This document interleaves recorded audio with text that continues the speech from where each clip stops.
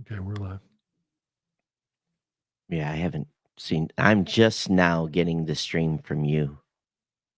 So, yeah, it just came up. Now I'm waiting on YouTube to get its Almost ready to initialization. start. Yeah. Yeah, because we're live on all my channels right now. So, yeah. Yeah, just almost ready here.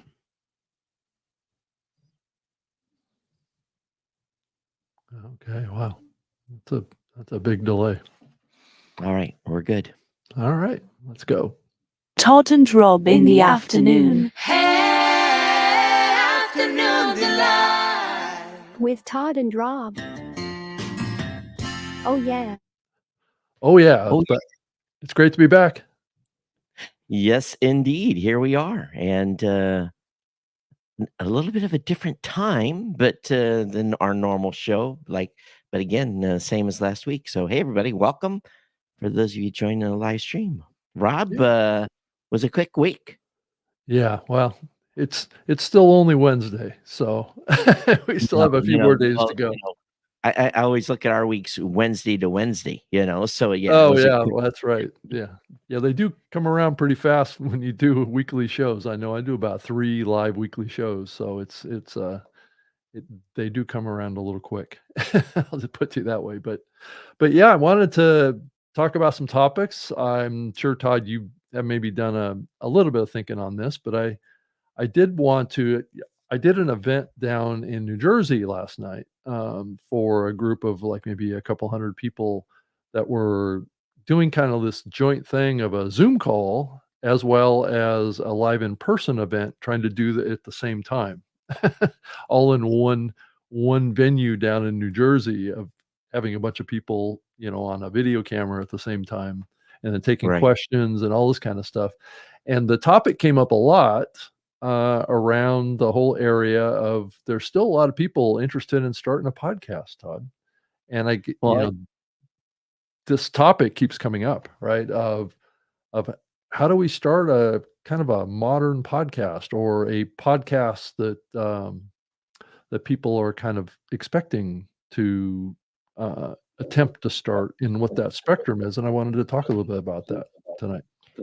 Well, it was definitely the case at Podfest where, Yeah. You had a whole group of people. Then, the desire to start a show is, was as live as it actually kind of made me feel as if some of the stuff we'd heard from pundits wasn't necessarily correct. So I was pretty excited to see the enthusiasm to start a show. So Yeah, it is. I guess it's really a matter of tapping into and reaching out to kind of groups and communities that are not necessarily plugged into podcasting. I know we tend to travel in echo chambers of sorts in the podcasting space, and I know a lot of people that watch this are avid podcasters themselves, but it's an interesting topic from the standpoint is when we as podcasters talk to other people,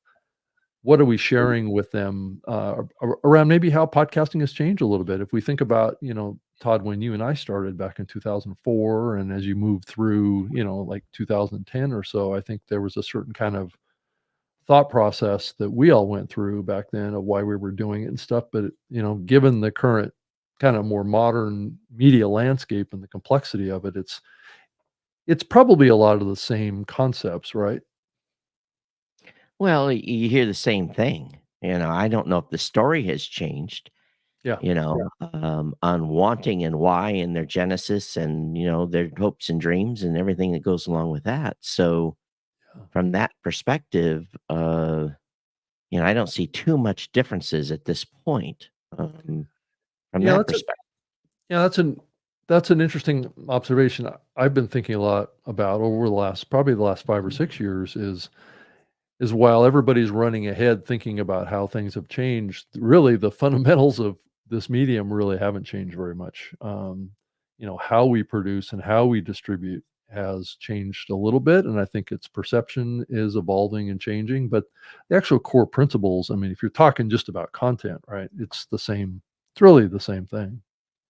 Well, and at the same time, the conversations I have with podcasters is exactly the same today as it was 10 years ago. And it really evolves around, and these are for shows that are established, that have started, Right. is how do I grow my show? And that continues to be the prevailing question that I'm asked. Am I doing things right? Is my website set up correctly? Am I, what am I missing? And, oftentimes they're not missing much. It's not a lot of fine tuning, and ultimately it's about creating great content. Yeah, it's also, I think, getting crystal clear on your goals of what you're trying to accomplish with a show. I think the one thing that has changed that's pretty dramatic is just the level of noise that's out there around content. That there's a lot of content creators now. There's a lot of content that's competing for people's attention, and increasingly, that's what's driving this conversation about, growing a show and getting. I mean, how do you get attention to your show to be able to pick up audience? And at the end of the day, we keep talking about content as the driver for that, but increasingly, I'm hearing more people talk about thinking about community as the way to grow a show these days, and appealing to a community, and that oftentimes is kind of mission driven and mission focused. And this came up a lot on this group Zoom call with, like, it's like 250 people.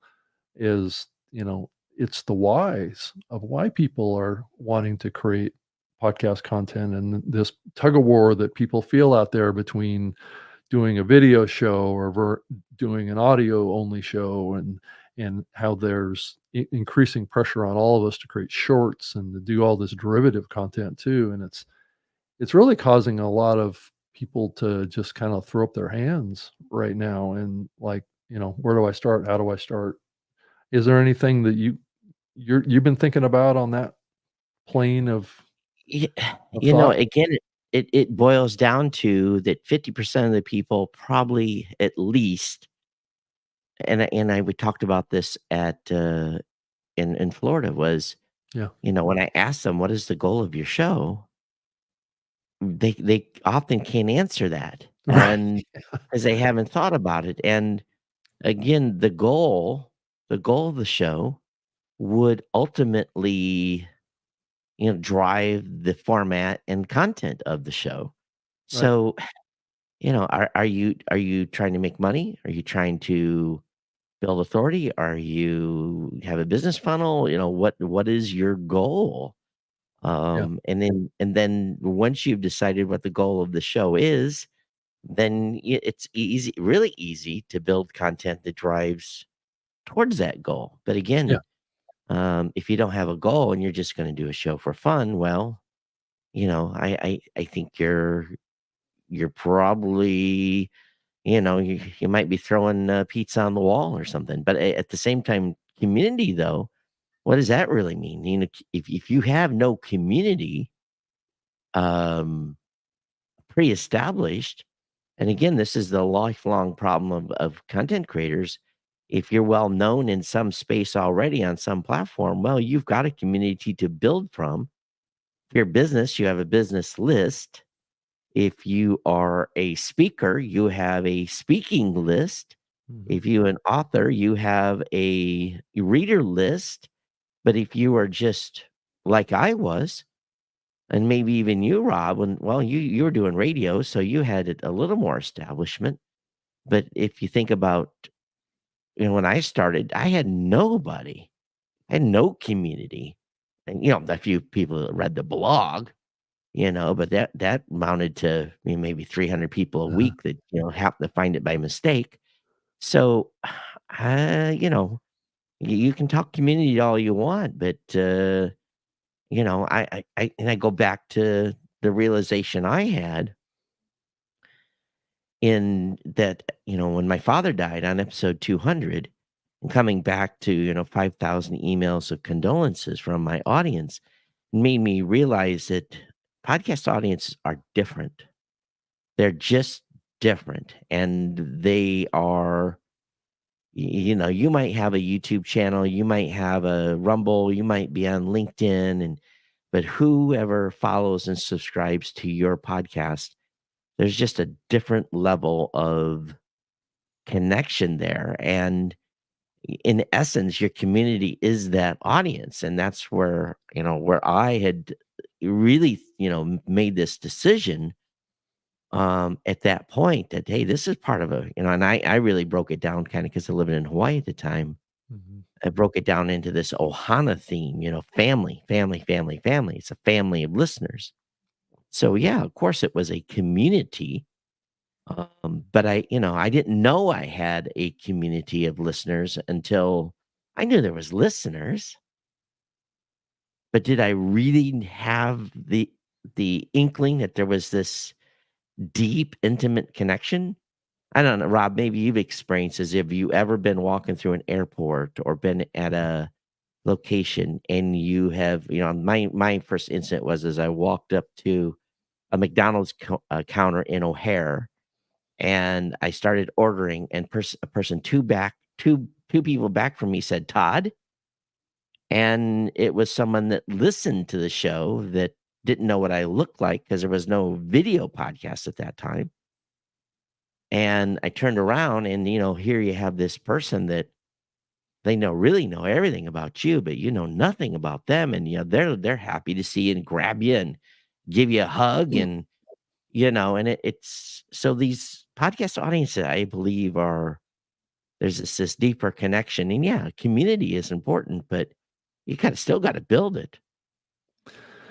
Yeah, and I do wonder if there's an advantage there. I know back when I used to work for Podcast one of the criteria is that the development team, when they were looking at taking on a new program, they would go look at, you know, like a celebrity or whatever, and how big their social profile was, right? How many followers they had on Twitter, and how many people were connected to them on various social media apps as a kind of a baseline of community.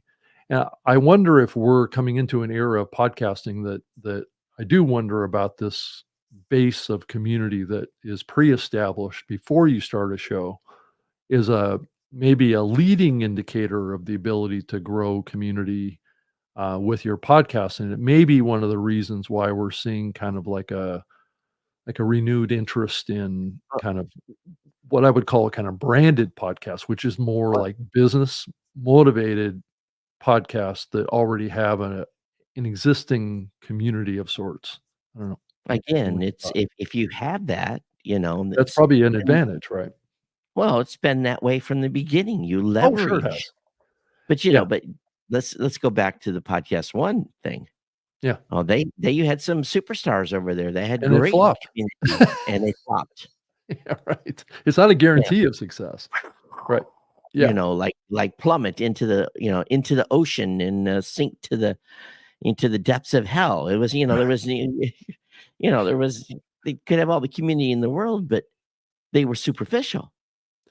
Yeah, I They mean, were, I worked on to some degree, and I'm not taking credit for what happened to this, but the Larry King podcast, that crashed and burned. So just because you're a big celebrity doesn't mean that you're going to be successful at and podcasting. here's the Right. problem. Right. Here's what it is. Those folks are used to talking to, Yeah. and they're not, well, maybe, they're talking at, not talking to the audience. They have this ability to appeal to, a general topic and get widespread, but then is there emotion? Is there emotion? Is there a connection that they develop one-on-one when someone Right. straps on a headset? I Yeah. I And I yeah. I don't feel on the YouTube channels I watch, yeah, I enjoy their content. It's entertainment for me, Hmm. but I don't have a connection with those hosts. I ran into a YouTuber recently that I followed their channel, and here's the thing. Here's was the stark thing. I said, "Oh, you're the host of such and such YouTube channel," and it's like, "Yeah," and hands me a card with the name of his channel, and I'm like, "Wow." And I got this very impersonal,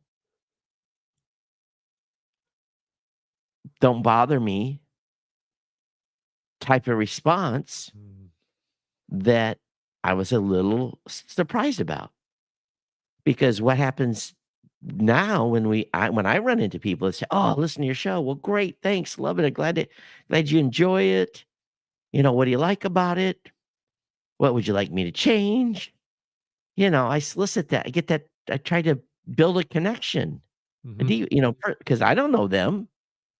And and maybe my situation was unique, and it had actually happened in a bar. I run into this, so maybe the individual did not want to be bothered, but I was like, it actually kind of turned me off, made me thought, well, maybe just this channel is not worth its time to watch anymore. Yeah. So Yeah, I think your comments about, have have I ever been in a public place and been recognized before? And, I would say it depends on the place I'm at. I mean, obviously at a podcasting conference or something like that. Um, but yeah, I mean, I guess it's that line around fame, right? I've known many people that, have had their face out there, and it can just be like a image online too. It doesn't have to be video, right? So people see us in our profile pictures, and that's why it's important for our profile pictures to kind of represent us pretty accurately. So, if we go back and look right. at Dr. Drew Yeah, at Podcast, he took the time and was connecting with people, and he had and again, he's talented at working audiences. So he has experience doing this. oh yeah, Will he remember the 3-minute conversation he had with Todd? Probably not. But during the 3 minutes that I was talking with him, I had his undivided attention, attention, yeah. Mhm. and it made me feel appreciated for the being able to interact with him, and I know he's a busy guy, didn't wanna waste his time. Um, and it's the same. I think we all have to just, creators want shortcuts right now too. There's no shortcut. There's none. And we also have to be frank. My son's trying to build a YouTube channel. Um, and frankly, he's not doing what he needs to do, in my opinion, to build a successful YouTube channel. And I tried to explain to him some strategies and give him links to videos to talk about this. And it's just like anything else. If you don't do the time, you don't put in the work, you Yeah. don't, and I this ideology of instant gratification and getting the dopamine hit by liking the TikTok video. Um, there's not a lot of dopamine in podcasting initially.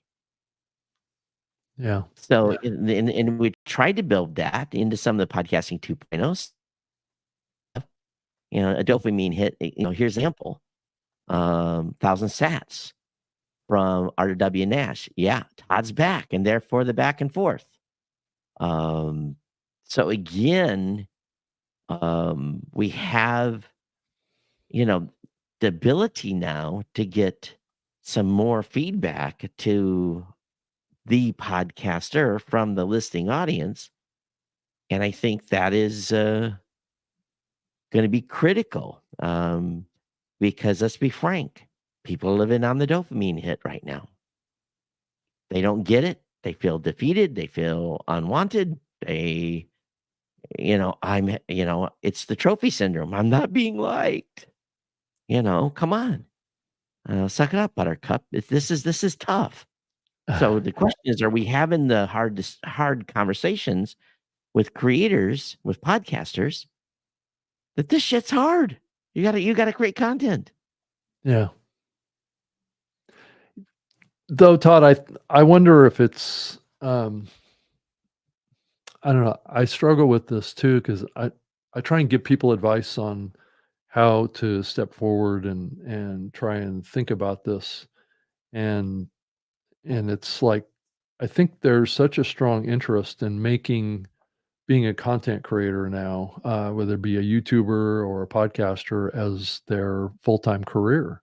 Oh, Um, well, good luck. and to have that, happen very rapidly because they don't have a lot of time, right? I mean, if you just been laid off from your job, which has happened a lot in the podcasting space, I think right now we're in this era of, it's almost like reshuffling the chairs on a deck, right? And people are leaving these big companies and they're maybe going to start their own companies. I mean, we saw this kind of like back in the 2008, 2009 timeframe and during the last economic struggle, um, where, talent got spread around. And I think especially now, I think we're going to see a lot of people try and, start up their own companies or be a consultant. And I think we're just seeing this kind of situation explode. I mean, I don't know about you, Todd, but I get contacted from people on LinkedIn constantly that are looking to get some sort of a deal going, and they're independent creators, or they've done a startup, or they're trying to, create some income for themselves. And I think that's what's really driving this conversation of, growing and then being able to monetize is the big thing. I back it out to one of my sponsor messages with GoDaddy. Right. I tell my audience, get your website set up. Yeah. Doesn't matter if you're going to do a podcast, e-commerce, you're going to build something that is going to future-proof, economy-proof Yeah. yourself. So this is I hate to be an asshole, but there's no shortcuts. There are no shortcuts at this point. If you've had bad planning, we've all had these moments where like, oh, I'm behind the 8 ball. Well, creating content doesn't matter what you're going to do. Unless, okay, let's be frank, some of the TikTok stuff goes viral because it's TNA Yeah. and, and a cute face or a handsome man or whatever it may be. Okay. There's some stuff on TikTok that is repurposing other people. I see a huge amount of this Right. repurposing and commenting on, Or memes or those kind of things that people just and replicate the the same amount kind of of people that content. are the Right. amount of people that are trying to build their shows upon other people's content by and analyzing Mhm. someone's clip or something. It's just out of control. And I'm like, do the work, do your own work, Mhm. and there's no shortcut. There's just no shortcut. I wish there was. I wish there was a magic pill. We'd all be rich. Yeah, so if you're watching this, please give us, a comment in Facebook or YouTube. We'd love to hear your comments about these topics and share, with us your thoughts on your experience with going through this process, because I do think that there's a lot of people right now looking for being a content creator as their career going forward, and I kinda wonder that's putting a lot of pressure on, podcast hosting platforms. It's putting a lot of pressure on YouTube to be able to facilitate that, and I I think it's a like you said, Todd, it's a challenge, and most of the success that people find with this, takes many months and maybe years And to here's accomplish, right? well, you know, just look at the number of YouTubers that are now monetized, Yeah. and I think you find a pretty equal number of podcasters that are not monetized. I mean, it can be And done very rapidly, but I think it's kind of rare. I mean, it depends on your abilities, I guess. I think it's about your ability to connect with audience, and it's Yep. ultimately the content, Right. and putting the work in. And I wonder if that can be done through a coach or not, or if that's just something that typically happens more organically with a person that just puts the work in, right, over a long Well, period of time. I'll tell you what's becoming easier.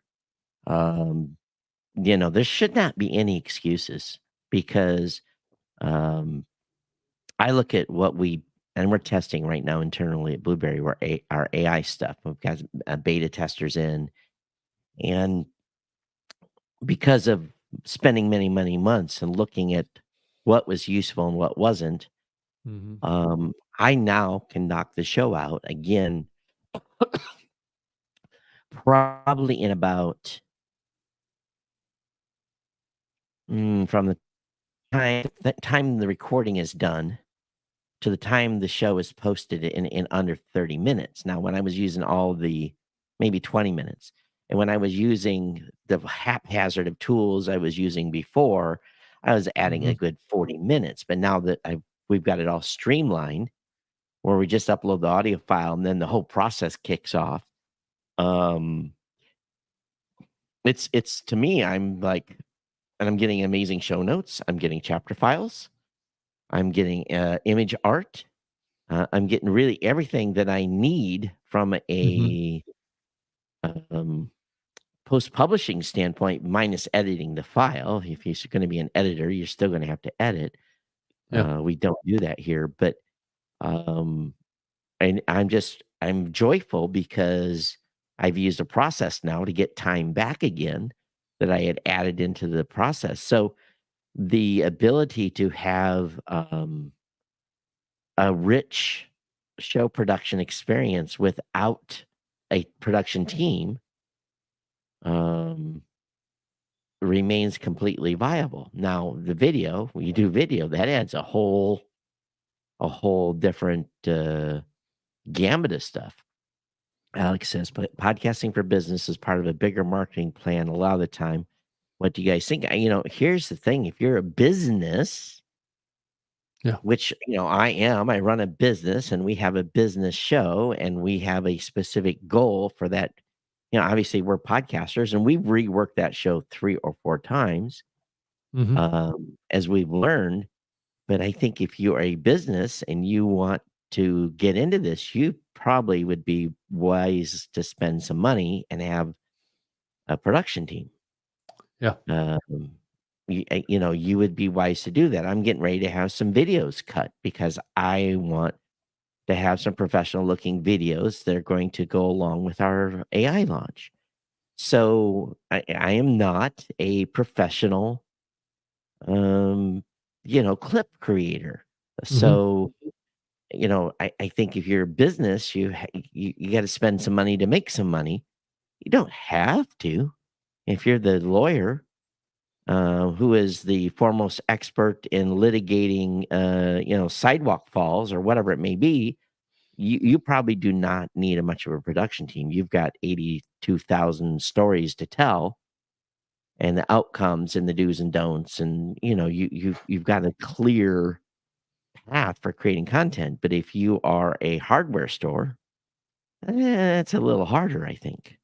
Yeah. Or if you're a business, if you're trying to drive foot traffic into your brick and mortar, well, podcasting is very difficult to do brick and mortar traffic Yeah. unless you're virtual, you know? Yeah, I think it's hard, but it's also an opportunity for a business to tap into this market a little bit.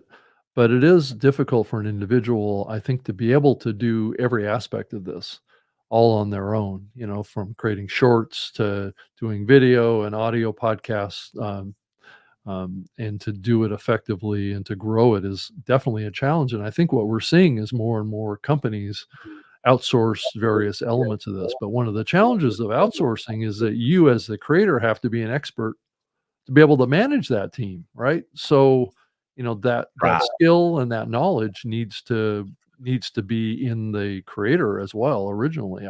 I think anyway. Well, I digress. I was talking to someone the other day and they said they were on a they had high production of their podcast. Right. And they said, we can't make it on a CPM model. Our production costs are too high Right. to be able to make any To afford money. it. Right. So, and he's basically said, I need to get the reduced production cost to almost nothing, and in order to make a CPM model work. And so again, unless you're driving massive numbers, as much money as you put into a production team is going to go right out the door. Again, what is the goal? Is the goal the funnel for a business? Is the goal to be have advertising? What is the goal? And the goal will drive the amount of money that you spend Yeah. getting that production done. So I think the average Joe and Jane podcaster, though, that's the last thing I think they need to do at this point. They're the tools to get out there. You look at what Headliner has done. You look at probably what we're going to be launching soon. What are we building? We're building tools to help individual podcast creators to be able to basically not need a production team and be able to go click, click, click, Yeah. and have this stuff, sorted for them so that they can move on and continue focusing on creating content. I think I go back to AI and look at what we have built so far and what we have in the pipeline yet to build. It's going to be transformative for content creators. Is it going to be perfect? No, but it's a hell of a lot better than what they're doing now, where none of them are doing nothing. Right. So Yeah. I mean, and just look at our show notes from the last episode. And read our summary of the podcast, mhm. and it's pretty doggone good. Yeah. And not only that, the chapter files now, and we did update to our player. The chapter files are now marked within the actual content, within the player itself on the website. So, we've got built now to make experience people are having when they consume it, at least on the web, be a much it's another experience now if you're consuming there. With new podcasting apps from time, they're doing this thing. You just file, you can click to the content you want. All this is being, our chapter files from last show were created automatic. The AI did it. And I'm thinking, be honest with you, for Geek News Central, I pay a guy to do post-show processing of my episodes, creating chapter files. I might not need that in a couple of weeks. I may not need his services to do the post-production work. And when you have the ability to, for me, reduce cost, Yeah. it allows me the freedom to say, okay, this isn't costing as much to do, so now I can use my resources more effectively elsewhere. Maybe I have a little extra money now to maybe buy some advertising somewhere. Yeah, I think to some degree, Todd, this is the challenge that the industry faces in a much broader sense too, even at the larger media companies. I know that the guy who's now running podcasts at National Public Radio, Colin Campbell, did an interview in Current, which is a magazine that supports public media of sorts, and he's seeing that the overlap between podcasts and broadcast audiences is, I mean, this is a little unrelated to the topic we've been talking about, but the audiences are getting further and further apart from each other. It's almost, if you think about public radio, I think their average listeners are like in their 70s, age-wise, and the average growing listener of a podcast is like in their 20s to 30s, right? So you couldn't be any further apart when it comes to the demographic makeup, and they're having a real existential crisis over there. And I think a lot of the larger media companies are facing this as well, because I think that their audiences have been generally pretty, on the older end of the spectrum, especially mainstream media. And so we're seeing kind of this movement, and I think a lot of these big media companies are struggling with the same things that we've been just talking about, is that they've been investing a lot into creating what they consider to be quality content, and the ROIs have dropped on that, and that's why they're canceling a bunch of shows, and it's becoming increasingly difficult to monetize at the scale that they need to be able to pay for those six-person teams that they have creating shows. And this is a little bit of the tension for branded podcasters too. Is like, in order to compete in that realm, you kind of have to have a team these days. And I'm sure I know. too, Todd, quite a bit of people that have, like, maybe a virtual assistant or something like that Right, that right, helps right. them with various aspects of what they do, handle social media or something like that. Again, I think we're facing a new. I think again, you look at what's happening, across the space. I think some of this is going to be solved by AGI when it becomes more effective. And again, Yeah, still I'm pretty bullish here, that creators now, it levels the playing field. So basically, if you does. are paying for a team, um, You may not need to here very you soon, may right? that's right. And I know some folks are focused on the audio editing, on the AI stuff. Some we're not really kind of looking at that at this point, because Descript and others are doing it very, very well. I don't need to reinvent the wheel there. Yeah. But, I look at, go out and look at the top 5 um, companies that are, basic these tools that I've just built, and I've matched 90% of their functionality, Mhm. well, maybe 80% of their functionality within literally weeks. And Yeah. so Yeah. again, I think it goes back to being smart. And you and I have the advantage of really kind of trying to really kind of stretch our legs and be on the forefront of the most of this. And I think when you're a brand new content creator, you're still struggling with how to click record. And that's something that we continue to look at too, is Yeah. this struggle to get to episode 1. Right. Yeah, I've known plenty of people that have said they're gonna start a podcast for over a year and have Yeah. never really, they start getting some of the infrastructure together, but they never execute on it. Um, and it's and oftentimes that pushback is because, well, I've gotta make money doing other things. I can't devote the time to this because it's not gonna make money for me right away. Uh, Well, that's the pressure that we're seeing in the market today. when I started my podcast, it I know cost you had a time ticker too. a butt ton of money.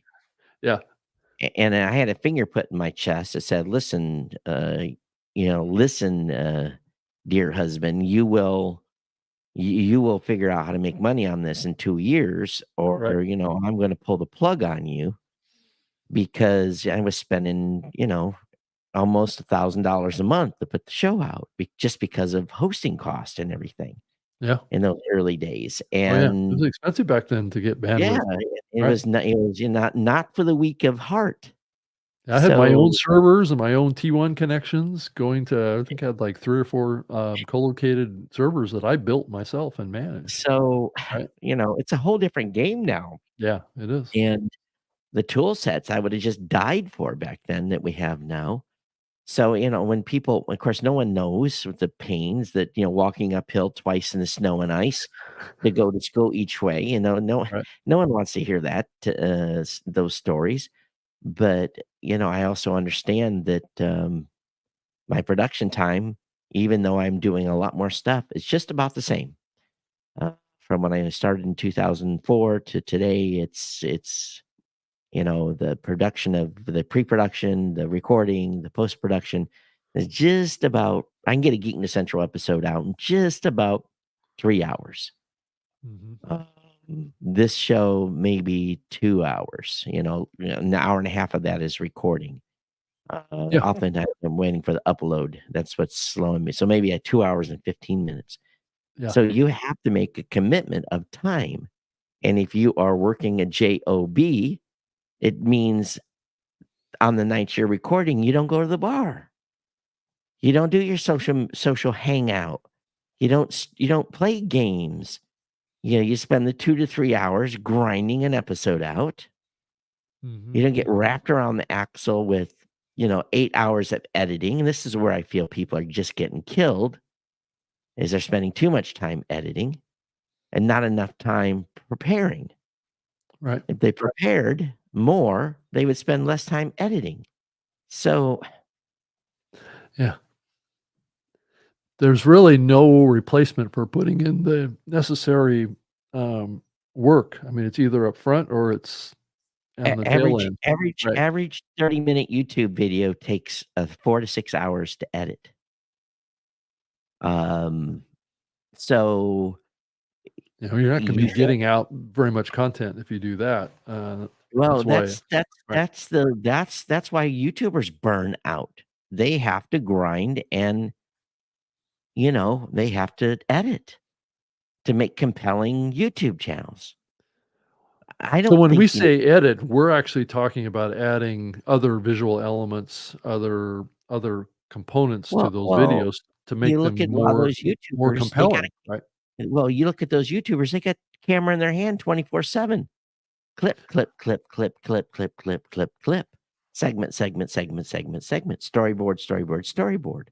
Right. They're probably not doing storyboards, but in their head, they're doing a storyboard because Well, they gotta then put that together. right. Yeah, And I podcast mean, oftentimes they're telling a story and they're using visual images yeah, along with but text and things like that to drive that podcasting, we message. don't have to have a storyboard. We just Right. need to have an outline, Right. and you and I, we don't even do an outline. Today I know you're doing a little prep looking for some stuff, Yeah. Oh, but, yeah. I ran out of time and didn't get anything prepped, so, you're carrying the day here. Uh, I'm getting I used to it, Todd. I've been doing I it I yeah. many times a week for many weeks now, so yeah. But I think podcasters need to grow up. Yeah. I don't know, and I hear these lofty, ambitious quotes from consultants, and it just infuriates me because, you know, they're selling a pipe dream and charging $999.99 or 99.49 or whatever the stupid methodology is. Todd, do you see the podcasting medium, making any dramatic changes, let's say, as you think, 2025 timeframe, a year from now? Is AI gonna just change things dramatically, or do you think it's just more of the same for the next, few I years? think AI is already changing things dramatically. Yeah. Yeah, You know, you look at what Transistor did and their transcript implementation. Um, I guarantee you the coding on that did not take long. Um, because we essentially have built something similar. It hasn't been revealed yet, but this so what did is they roll out, if the audience hasn't basically heard about it? the ability to have easily mark, and I think Cridlin and others have already done some of this themselves. Speaker one, speaker two, identify who the speakers are. Oh, right, right. And it's just gonna get much more advanced going forward. The Um, script does that today with their yeah. transcripts anyway, right. So you just identify who's who, and then it goes from there. So and again, it's not difficult. Mhm. This stuff was, a year and a half, 2 years ago. It's a little more tricky, but now it's just an API call and not complicated from a development standpoint at all. Mhm. And the beauty of it is something gets better. You just flip the API calls to a different product, and you just Right. continue to march forward. So, the AI piece, I think, is going to help the entire production pipeline considerably. And I had to laugh with. Let me see if I can get this right here. Don't eat me, Tom Webster. Oh, let's try that Don't again. eat me, Tom Webster. Their latest Sounds Profitable, talking about having an AI co-host, and Right. I don't know if you and I can be replaced, Rob, but it is interesting that that Tom talked about having an AI co-host. Yeah, Todd, have you seen this new app that's going the Potter or yeah, it's the Potter app at potterapp.com. No. I was talking to the guy that runs that now. I can tell he's a very intelligent fellow who's trying to build this platform that will analyze a podcast, right? And it will look at its metrics, look at the data of what it can capture around a particular show, and give recommendations from that data to the podcaster about what they can do and how they can change what the patterns are that they're seeing in the consumption around topics, around keywords in the content, and the audio quality and all these things, and trying to rank that stuff into a report card of sorts. Not unlike what the platforms like brand safety and suitability, where they have like a nutritional guidelines for your podcast, right? What elements of that podcast are good and bad, right?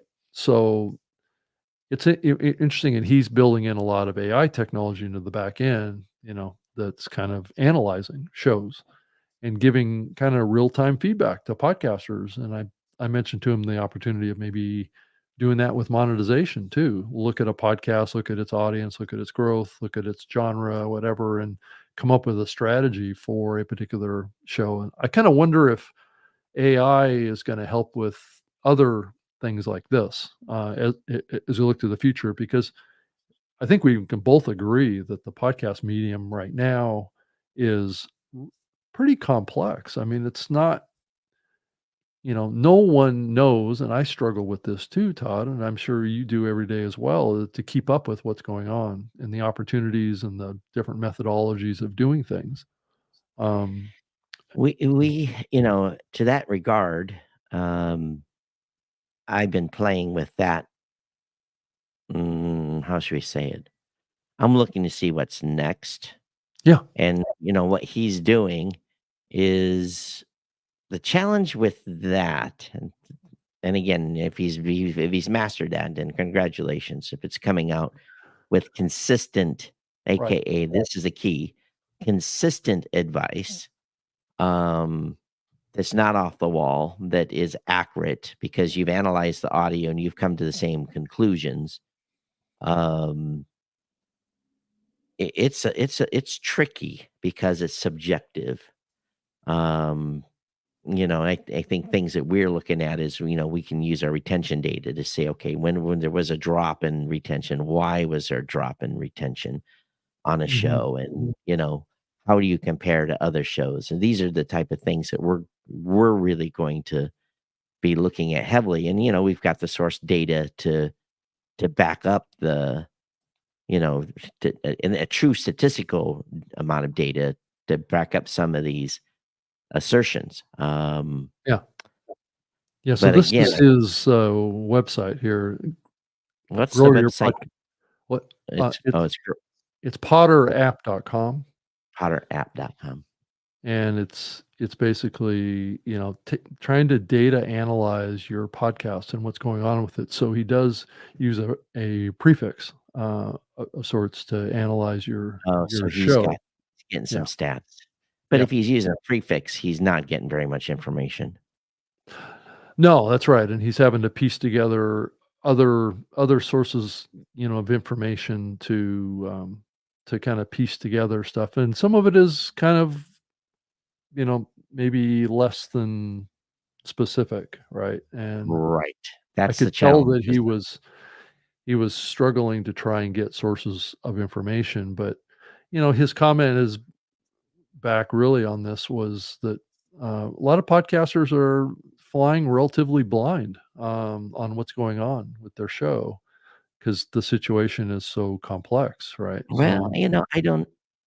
I'm kind of biased here because we really have worked hard in the statistical department to be oh, able to give yeah, right. podcasters actionable information.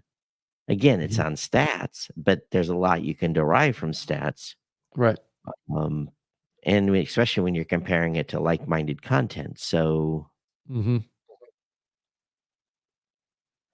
Yeah, and he does have plans in here that are a little see, on the wow, expensive side. really Yeah, expensive. for growth, Analytics, it's 15 yeah. yeah, that's crazy. $15 a month for analytics. Yeah, and then the $80 a month, he actually will give you 2 to 5 actionable small strategies per week, personalized guidance with AI, Uh-huh. access to private Slack community. Um, yeah, so I think he's trying to work it to try and figure out a way, to utilize this data to help podcasters make better And decisions around content and and just looking at his analytics, he needs is a huge amount of demographic data. He needs correct. he needs the web traffic. He needs all this information, which being a third party service, he likely does not have a lot of this. So he's probably people are having to implement stuff on their web pages and um, I commend him for doing this. But again, it's just like our AI product that we're getting ready to roll out. We know that people are going to be able to cancel a variety of AI tools that they may be paying for. Right. Right. Yeah, and that's a good topic too, Todd, is that I think we're coming into an era too where uh, a lot of these yeah, I'm hearing a lot of talk about this, especially in the technology sector, is these bigger platforms are going to increasingly add AI capability, like what Microsoft is doing with Office and what Yeah, Google's increasingly doing with what they're doing. I think we're going to see it increasingly in Apple's platform and also in Google and Facebook and all these that a lot of these abilities are going to be added into existing large software suites. And I wonder if that's going to cause a fair amount of these AI startups to get put out of business.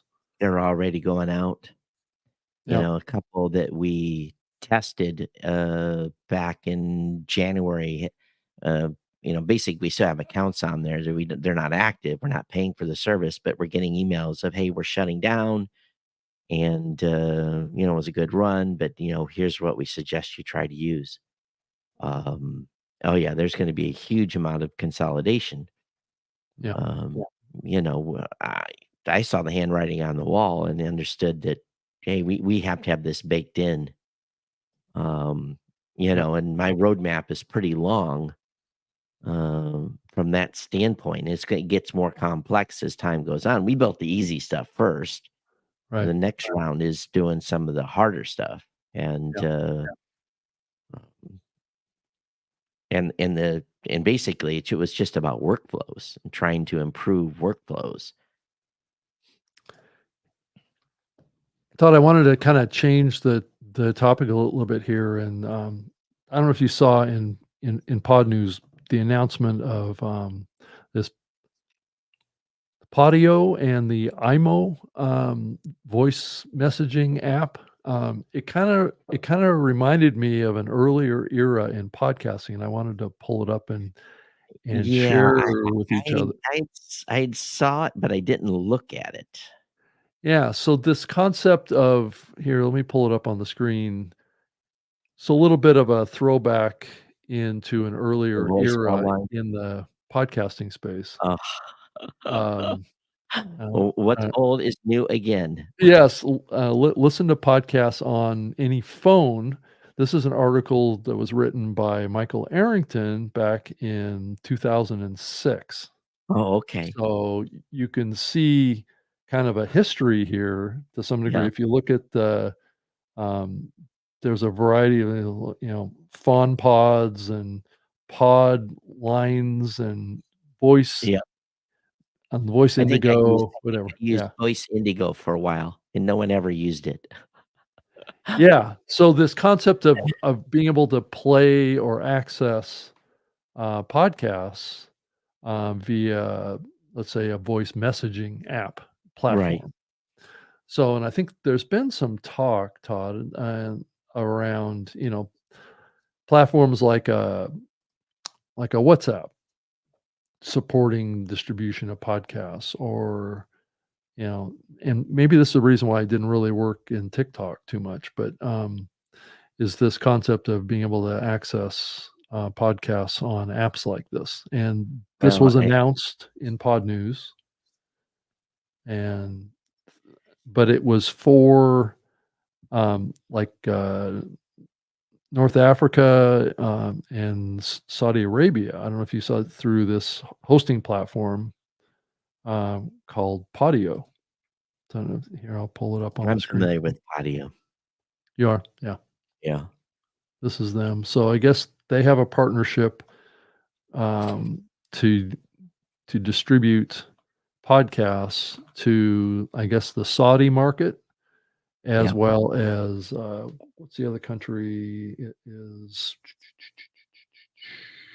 I thought I had it right in front of me. Well, the Saudi market is pretty, let's put it this way, Bengali, which is, I believe, is in North Africa, right? Saudi is quite well connected, and everyone has a very modern mobile phone in their hands. Right. Um, that was evident by going to the event that I went to. Is I was kind of bedazzled a little bit. Some folks had some pretty nice phones, Yeah. but So Africa is a different situation. yeah. So this is the platform. Oh no, I wanted to share this too. Oh, dial a podcast. That podcast. I don't know if you've. I don't know if many in the podcasting space have actually seen this, but it's at dialapodcast.com. And how it works, you basically sign up for a subscription to podcasts, and you go in and you enter what podcast you want. Yeah. And it gives you a phone number that you can call on your phone, which takes us back to that article, Yeah, really, yeah, I think with Michael Arrington, about getting a custom phone number that will dial in to play your latest podcast episode into your mobile phone. So these The no challenge, idea is ever really entirely dead, is it, Todd? yeah, and the challenge I hate, is this by the same company, Podeo, that does this? I don't believe so. I think this is Oh, a okay. different company. Yeah. Yeah. So, so what is Podeo doing then specifically? Let's see. They are sending podcasts over to another platform. I'm trying to pull it up here. Okay, I think I found it here. They're they're supplying podcasts to this other platform. Here, let me access that. Called Imo, Oh, okay. which is it's a it's a downloadable app that you can Sure. download to a Windows computer or a Mac or something like that. But the problem with the app is that I tried to install it myself, and it doesn't even enable you to actually get it in the United States. Right. So it only enables you to get it in a bunch of other countries around the world. So mainly in North Africa, Saudi kind of area of the Well, world, I which think is we talked interesting. about before that podcasts would be embedded Yeah, anywhere there was a place to embed them. So this yeah, doesn't come as a surprise to me at all, and it's a smart strategy. You yeah, find a regional app that's doing well, and if it's, got regional content, then you add the podcast section with the regional content. It makes right. perfect sense. Although I do find it kind of weird, 10 plus that's thousand. not Oh no, that's there's 4 zeros. the comma's in the wrong place. Right, So, right. tens of thousands, plus? Is that that's just kind of interesting. I think it's a Um, translation problem or something, I'm not quite sure, but well, yeah. I think we all put the comma in the same place on numbers. I didn't know Yeah, there was a yeah, I and didn't maybe either. maybe not, maybe in Japanese left to right or right to left, excuse me, I don't know. Yeah, But, so we supposedly there's like 200,000,000 people potential reach on this platform is what I am you think about the number of folks that speak, Arabic, and it's yeah, massive. I think it's yeah. bigger than that. The Arabic speaking word was like 700,000,000 or something like that. As far as this platform goes, I Oh, guess yeah, it's maybe, yeah, it depends on what 200,000,000, but it does, look like it supports Android, iPhone, and Mac PC, so so the it does trick route to install that is put a VPN on your phone, set it to a right, country is and so then like Britain or something, right, yeah, then try to install it. yeah, So, so it's interesting, the yeah. news that What came what out on what is that. what is old is new again, but this really isn't the same play. This is just embedding podcast in apps and then, a variety of apps, and I think that's smart.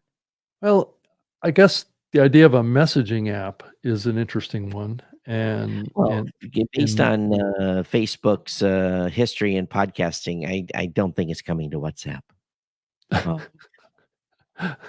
right, I and to don't be think so either, right? honest with you, I don't know if that's a great fit.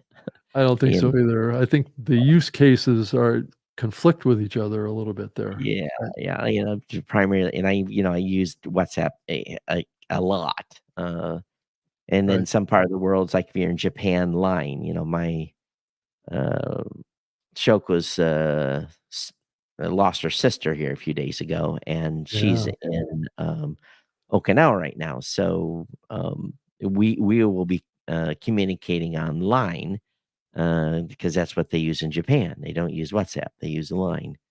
And then, oh, of course, in the United States, a lot of people that are security conscious are using Telegram and other types of apps. So, I don't know if that's the best place to consume podcasts. I think I'll stick with my new modern podcast app from podcastapps.com, where we can do value for value.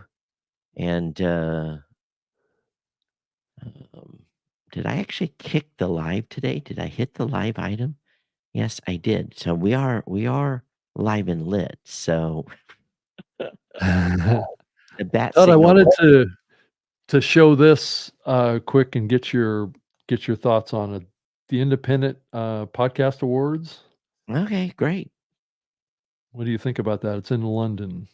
Well, podcastawards.com is the independent podcast awards as well. So Yeah, it's interesting. Yeah, yeah. So is this their so, second year? it doesn't say actually. The Um, trophy's pretty nice. yeah, I thought it was an interesting kind of, fun design, right? Yeah. I wonder how expensive those are to make. Those are not very much because those are acrylic. That's just a print. Oh, Those are very inexpensive to produce. Probably yeah. 50, $60 each.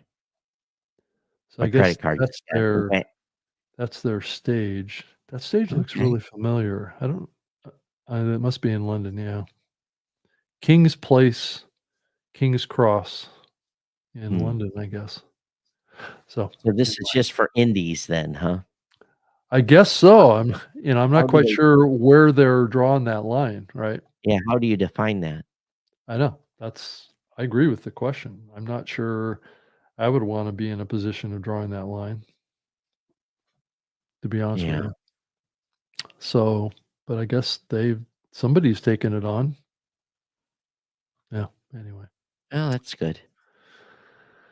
Yeah. More the merrier. There's room for all of us. Yeah, and I think if that event, you know, I guess these regional awards seem to be a thing, right? Yeah, yeah. As far as global regions, right? So you have like the Mhm. Australian Podcast Awards, and you got the UK um, I'm and having a lot Asia. we had the challenge I'm having with my awards is I had some folks that were shipping to Dubai or Mhm. UAE is much, much harder than one would imagine because their addressing system over there is a pain in the, oh my God, pain in the butt. And Yeah. so, yeah, I've got 2 trophies on the way to me that I have to individually ship because FedEx was just completely confused with the address, and I'm gonna have to sort it out and manually do it. The company couldn't figure out how to get FedEx to accept the shipment. Yeah. Yeah. Yeah. My shipping bill this year alone was $1,600, so Yeah. not for the faint at heart either. Of course, you just Yeah. shipped some trophies too. Yeah, we did for the podcast, Hall of Fame. Yeah. And So yours were heavy, very, very heavy, oh, so yeah. they Well, were we not actually shipped shipped. them to the West Coast, and all the trophies for the Hall of Fame were shipped, from LA up through the West Coast, so we were yeah, so it's just about getting them the 3 of Oh, them back to the West Coast, so and who then, carried those back to the West Coast? Lipson actually shipped them back Oh, they back did, to okay. LA, and then they got shipped out of LA, so, Oh, alright. yeah. They have people in I guess they have people in LA to be able to do the reshipment, huh? Yeah, Uh, Corey, who actually runs kind of the events for Lipson, kinda he lives out there. she lives out Oh, there. she lives out She there. had actually, did me a favor because I couldn't ship them out of Orlando in time, so Did you see the, email that we received? I forwarded it to you, basically saying that Oh, man. 5 years is too early for eligibility for the Podcast Hall of Fame. Well, I think, you could certainly make a case for that, Todd, and I would have a hard time arguing against that. That change was made, when the event was part of Podcast Movement. Right. I believe that change occurred was it at the 2018 event, actually, Mm, um, yeah, when Dave Jackson was inducted that year, yeah, so yeah, I didn't have a say in that, and it's followed the event. I guess we could have changed it, but yeah. I think they I did think it. most of the inductees were 10-year plus anyway this year, so Yeah, and I think that's the key thing to really focus on is that most of the inductees, probably at least had 10 years yep. of experience Hard in the medium. hard to believe we're on our march here to 20 years. Yeah, yeah. Was it in September for And, me and October for you, right? I feel like it's just continue to give the same advice, Yeah, I know. and it's I don't wanna become the old curmudgeon and feel like a broken record, but it, that's part of the reason why I've been so jazzed about the, about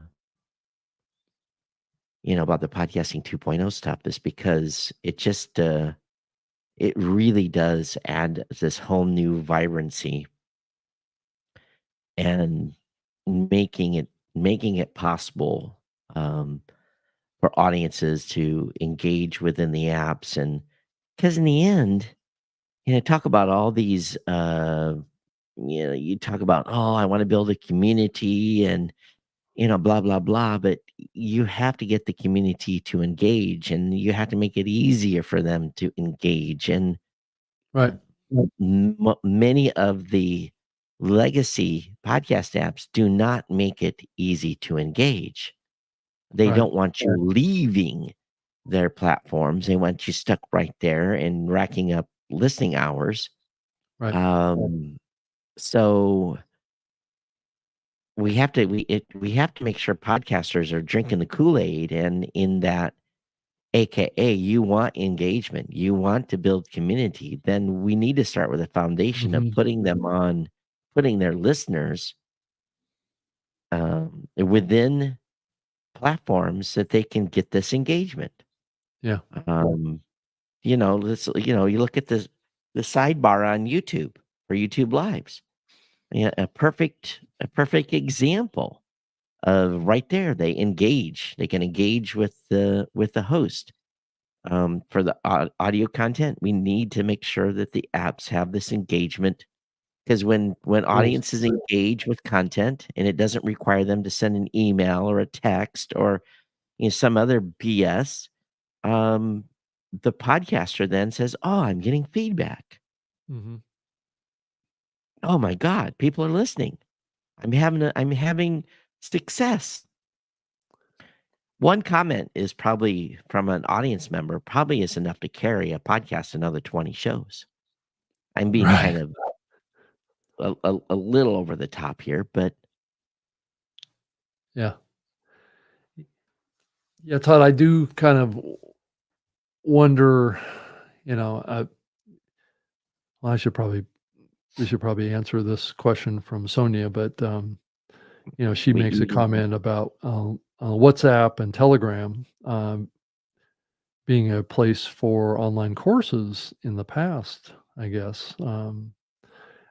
So I guess my takeaway from this is that that's been attempted, and I think people have found that those platforms are only good for what they were originally designed to do, and that's just to message people. They're not yeah, really a there's consumption great platform, right? there's great group chat functionality within WhatsApp and Telegram. Right. There's great functionality for that. But they also have high drop-off rates because people get tired of the noise. They're Or usually in there because they have to be in there. yeah, or they're having a conversation back and forth with multiple people at one Right. time. They don't really use that app to listen to And short or long form content. it Right. only takes one jerk to completely ruin a group chat and make people bail like crazy. Right. That's part of the challenge with Mastodon right now. You got a great Mastodon channel, then all of a sudden people are putting in stupid memes, and you're like, "Oh my god, kill me now." Because it is what it is. I was gonna have you show, Oh, you want me to pull um something up? yeah, so bring up, geeknewscentral.com. Actually, no, bring up the new media show. Okay.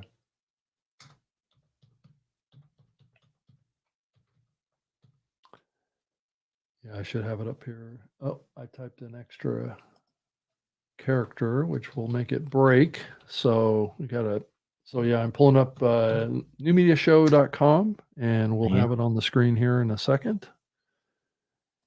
And I'll add it to the stage. Alright, so scroll to the player. Scroll down. Yeah, keep going. There we go. There's something Oh, there. how come the player didn't load? Oh, whale fail. Here, let's reload here and see if it loads this time. So are you playing with okay, there it is. Okay, so alright, why didn't the chapter files show up for that? I see Oh, it on my page. You must have a caching issue. well, there's markers in Oh, here. there they are. Okay, so now, click the right arrow, basically the play right arrow, click on that. Next chapter. Yeah, Yeah. just click on it. Yeah, see what Todd it and says? Rob in the Not seeing afternoon. and you say, "This is wrong." I don't think the advertisers Yeah. so you see how that can jump Yeah. to and From it chapter to actually chapter. Right. it lays out the chapter. Now click on the closed caption button. Uh-huh. Uh-huh. So now we put the closed caption right in the player window. So this is just a display of the Yeah, of the transcription of that yeah, chapter. Right. yeah. Or of the whole So show. Is it the whole show, or is it the whole show. Yeah, it's the whole show. this whole show? Okay.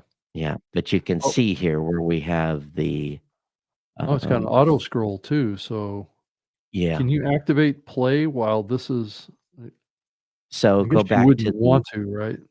yeah, It says auto scroll, so what's yeah, the go ahead and just hit X. Now click play. click play and then hit it? Yeah. Care. I think the advertisers are basically taking a very conservative approach. What it is it's disabled because we disable it whenever I have programmatic turned on. So I'd Oh, have to turn programmatic off and then the auto scroll will work. okay. So this is basically when you're running programmatic, we don't want to have people basically following the wrong. So anyway, that's the two changes we made to the player. Was putting in chapter files, and again, I'm pretty pleased with the ability. There wasn't a really clean way to show the chapters Mhm. on that player, but at least people can click through if they want to. So are you, automatically generating some AI artwork, Yeah, for the artwork your that's episodes as on part of the platform? Right? the artwork that's part of the episode art that's on the audio player, not that one. Yeah, scroll Mhm. down. That's the video player. That art there was created by our implementation that we did in the Blueberry AI. I add the new media show Text to that, right. text to it. So where But does yeah, this artwork up here with the video come from? I generate that on OpenAI Oh, you do? on Okay. ChatGPT. Yeah. Do you So see okay, so this below one is created automatically with yeah, every episode we transcription? Is that the idea? yeah, yeah. Okay. So the chapter files, the transcript, the closed caption, and the album art are all now in our AI system being auto generated. Okay. You still have to, in PowerPress at least, you still have to link it. Um, yeah, so click on the triple dots. You'll see that there is the Triple hamburger there on the dots right. The on the hamburger right. on Oh, yeah, here. the Okay. so then we've got the ability to share and download. Oh, yeah, you can click the chapters link. Now you can see the chapters. Okay. So, Yeah. and there could be art there with each of those chapters as well. Oh, so you can assign art to each of those Yeah, chapters, is what you're saying. yeah, yeah. Do many people do that, or are you seeing that as another function of the AI? Yeah, that's the AI because most people don't have time to do it. Right. So, Yeah, so I was gonna say that'd be a lot of art well, creation if you to go over do. to Geek News Central, you just load Geek News Central here real quick, and I'll show you something in, um, and then click on the latest episode. Well, you'll scroll to the latest episode on Geek News Central. You'll see what I'm talking about. Yeah, scroll down. And for those of you that are listening and not watching, just go over to newmediashow.com or Geek News Central. Keep going, Rob. Find the latest GNC episode. Oh, You down got here. Yeah. Okay. So you keep going. There it Okay. is. Stop. See how Right many there. chapter files there are for GNC? Oh, yeah, you got a lot. A lot. And There's what, a total of, 30 chapters yeah, in hit a the chat. 41-minute episode, is that right? Yeah. So hit the hamburger again, And then and then the chapter chapters. So okay, the earth is not loading yet. yeah. But again, this is we've got this was all AI generated. Now I have someone that comes in behind and basically does a cleanup. Mhm. Now if you Oh, so 32 chapters. That's what it's yeah, showing here. yeah. So again, this is just you show it's possible. And all of the here's the beauty about this too is the metadata is embedded. So Google now will get all of that chapter data and those topics, all those markers automatic. I've been doing this for years, paying someone to do this. Now, if you click on the whole episode, just go up a little bit and load the individual episode. And I'm sure my producer has not gotten time to do this yet. But if you scroll down a little bit, keep going. Keep going. Oh, there's your show notes. Yeah, so keep going. These are all the links to all the articles. He comes in behind And fills that in. and fills in the time hacks on this. Mhm. So we basically have, if I would have, I could, within the tool, I could basically export and overlay the time hacks So you could automatic. click on this potentially, and it would jump to that location in the audio file? Yeah. Or So go to right there. Keep going. Go up a little bit. No, sorry. Go down. Go down and click on the Geek News audio over there on the right. Mhm. Yeah, click on that. And then let's go down. It takes him usually 2 or 3 episodes. So go down to like 1721. Keep scrolling. Yeah, just grab that one. Let's see if he's gotten that one done. Because we do this almost. 1721. Just click on 1721. Go ahead, go up. Yeah, that's where I'm at. At Yeah, so 1721. click on that. Click on the green because you're just seeing the short summary. Right. Now scroll down and you'll see what I'm talking about. If he's got this one edited. Oh, Keep yeah. going. There's the Yeah, times. see now the time hacks. And when you click on that time hack, then it jumps the player. So So the number actually activates the player. The yeah, link goes to the content. website. Right. Yeah, it goes. Right. So we've got it set up so that when you have the chapter file created, we give you the HTML snippet to put on your web page to be able to do what you see exactly right there. So when you click on this 1154, that should activate the Yeah, it skip should to jump the the second, player. It'll jump to supposed to jump to 1154. which And is it okay. No, that's not the right one. Okay. and yeah. So I don't know why it didn't. I'm gonna have to test that. Something might have broke. Yeah, because that was supposed to jump. Supposed to jump, yeah, to 1154. So is that Oh, 1150? there's a bug.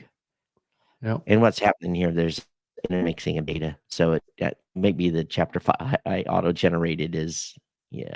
Yeah, it's But all it's new tech here too, right? So yeah, but it you're was that's not supposed to be broke. Well, that's a great demo there, Todd.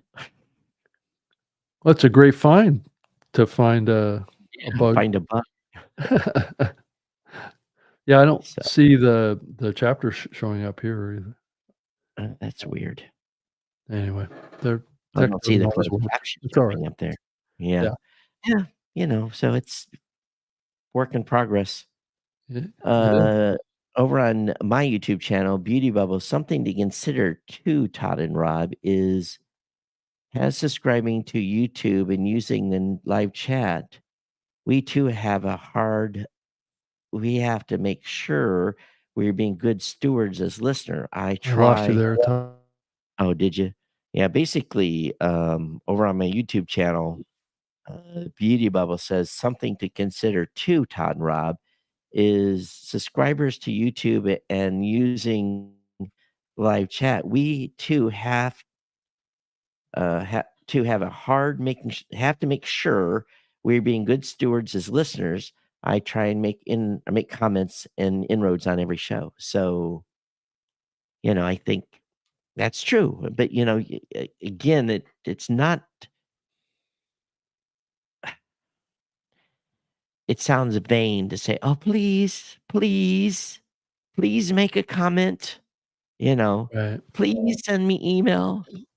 Um, I think if you love a show's content as a listener, you're naturally going to want to provide feedback. So Mhm. Anita says, question about impressions. What do you think about it in the future? Why do I feel it's because people are too busy? No time to give likes and comments. Impressions is only like I see your post / number of reach. It's true. And I consume YouTube largely on the TV and Yeah, I do too. making comments is near impossible. Yeah, they haven't Um, done a good job. I mean, I use the Roku experience or the Roku app for YouTube, and it just doesn't have the functionality. Has the Just phone or the just yeah, which or the is browser. which is surprising because they could do it because I know that the remote control for Roku has voice recognition built into it, so you could Yeah, leave a voice comment on a YouTube yeah. video. I guess they just haven't built that capability into the app, but hopefully But at some point. here's the thing I get frustrated about. The links are down below. Well, if you're watching on I just wonder what the percentage breakout is people like you and I that watch most YouTube on television, Right. because I don't get Well, to those links. yeah, I specifically went out and bought a Roku television, so it's actually Oh, yeah, integrated into the operating yeah, system of right, the right, TV itself, right? yeah. But When you I can travel, get a Roku stick, then just plug it into the USB yeah, port in the back of the TV and turn it into a Roku TV, but yeah, my Sony at home has YouTube built in, and then well, it's an Android TV is what it is. yeah, yeah, a And lot of then Samsung TVs have all those apps built yeah, in. and when I'm on the road like this, I travel with an Amazon Fire Stick. Mhm. Which also So, has all those apps on yeah, it. it has no It's the and the over the bigger challenge top strategy, which I know you played that game for many years, Todd, with your network yeah. And it was, app, don't you? it was fun when you were 11, 12, and 14. I think that was our numbers. We were the 11th, 12th, and 14th app on Roku, but now there's Mhm. thousands. We got Yeah, pretty big adoption. We were running 6 or 7% of listens and views on Roku. And yeah. then, Things have changed on as that front, people started right. yeah, because people started building a lot of apps. Matter of fact, our apps are still on Roku, and the dev team is trying to figure out how to get them off because we don't have those login Oh, credentials no more. yeah, you're not It's, really that was one of supporting those those apps, right? Yeah. no, and it didn't make it into a, password file, that we have master passwords. That's what before we had those those constraints put in place where, it was in KeyPass or whatever. Yeah, So, yeah. anyway, any other topics? We're almost out of time. I think, I think we've taken our course, Todd. I think we've taken our chunk of people's lives a little bit here, so I think we should give them back a couple minutes before the bottom of the hour. Yeah. So, one more show on the road for me, then I'll be back in America starting on Okay. March 1st. So I'll be back in the studio, back in the gray, back in the cold. At least spring is February's gonna go back. fast here. I'm hoping that the snow melts, in the next week. Oh, There's still a bunch of snow on the ground here. So, only sunshine and 80 degrees here. So yeah, I figured that you were a trader on the, down by the equator or something. I just can't. It's I hate to say it. The one thing I do miss about Hawaii is the warm blue skies, and winters in Michigan have been pretty miserable. Yeah, Rick, reason we're on in the evenings is I'm essentially in another part of the world. So Rob is accommodating me by going from 8 to 9:30 Eastern. So one more show like this next week, and then back to our regularly scheduled afternoon times. Yeah, I've So yeah, gotten kinda used to doing these evening shows because I do it for my other show that I do on Thursday night at 7 p.m. Eastern, yeah, so I do that every week. Actually, I'm in the middle of rolling that show out as a audio and video podcast on Blueberry. So, yeah. Oh, I'm awesome. uploading all those files now, and those feeds are already active and got episodes in them already. I just gotta get it out to all the consumption platforms. So, Wow, that's the next step. So, it's gonna be awesome. awesome to take that show out as a full podcast so I can actually claim that it's a full podcast. Rob, I'll send you the NDA, but I'll let you play with the beta on the AI. You can give me some feedback. Oh, yeah, I would love that. Yeah. Yeah, yeah, So yeah, I've been actively publishing episodes here, today and yesterday, so, yeah, so it's yeah. good. Anita, what time is it where you're at? Like 10:30 in the morning or 11:30 or something like that. Of course, it's better. It's morning time for her. Wow. So Yeah. You're at 4 a.m. Yeah, so she's 13 hours ahead. She's definitely dedicated So to the cause here. Thank you yeah. so much, Sonia. Right. Uh, So, yeah, wow. Okay. all right. Okay, everybody. Todd at blueberry.com, at Geek News on X. I'm at Geek News at geeknews.chat on Mastodon. And so you can follow me there or Facebook or wherever you hang out. I can be found on X or Twitter as well at Rob Greenlee, and LinkedIn and all the social platforms. Facebook, just enter my name in there and you'll probably find me. So I'm easy to find. So, and if you want to send me an email, you're certainly welcome to do that too. robgreenlee@gmail.com. And Todd, it looks like we reached the most live listeners right at the end of our show. Well, that's not surprising. And then here's the key: Right. is we're doing the show during prime hours versus business hours. So Right. Well, um, that's exactly why I'm doing that show on Thursday at 7 PM, because I get a lot of people coming in and giving me feedback and questions and comments stuff. I should probably have you on that show at some point, Todd. yeah, love to be on. And we have been lit and live, so I've been watching via Modern Podcast app. We thank you so much. And anyway, I guess we'll see you next week at the same odd time. Well, thanks, Rick, for sticking with us. Yeah, absolutely. So anyway, well, thanks everybody for watching, and check out my show next tomorrow at 7 p.m. Eastern on the StreamYard channels. And I'm going to have Ray Ortega on with me. That's a name that goes back a little bit, right, Todd? Yeah, that goes way back. So it's a little bit of we're going to talk about podcasting equipment and kind of what's happening on the video side. He's a big podcast producer himself, so it'll be good to have him on. So anyway, have a nice evening, everybody. Todd, it's Right. good to see you again. See you later. All right. Everybody, take care. Bye. Okay, bye.